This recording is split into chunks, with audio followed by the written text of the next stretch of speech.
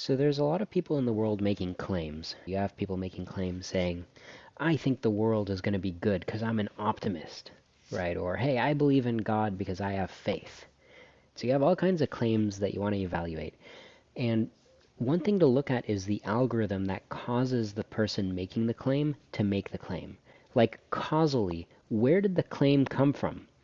What caused the words to be spoken? What caused the words to be written? Well, maybe there's a justification. Maybe there's an essay where the bottom line of the essay is a conclusion, but you can read the essay to read arguments that led to the conclusion. Okay, that's promising. You can read arguments. But were the arguments just written because the person wanted to support the conclusion?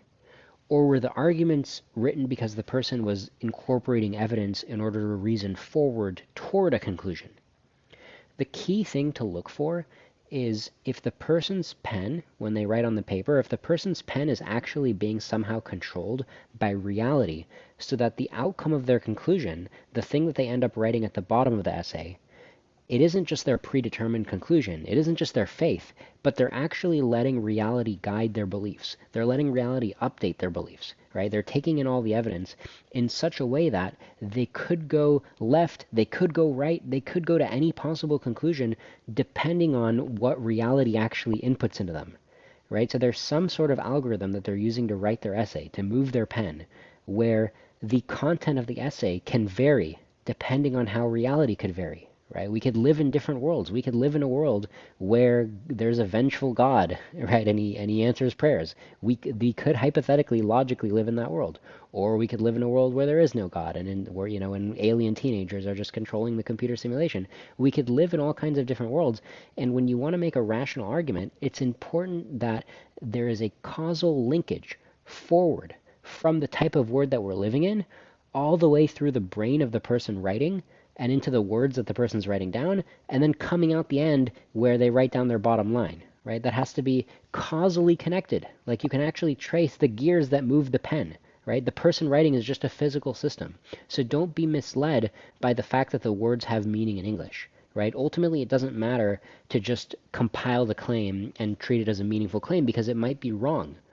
The extent to which the claim is correct, to which it's accurate about our universe, is the extent to which the pen was moved by reality, right? The causal connection, the entanglement between the process that writes the argument and the content of the argument.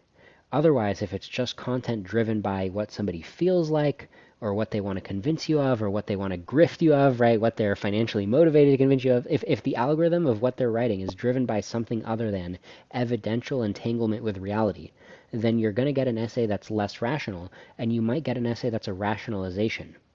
Right? So the two words rational and rationalization, they sound very similar, but rational actually means following the algorithm forward to reach correct conclusions, and rationalization means writing whatever you feel like and then basically faking the stuff above that, right, as if you've done the rational procedure, but you're not. You're just using a totally different procedure because you're trying to convince yourself and you're trying to convince others, but you're not setting up the proper evidential entanglement with reality. So that's the difference between being rational and just writing down a rationalization.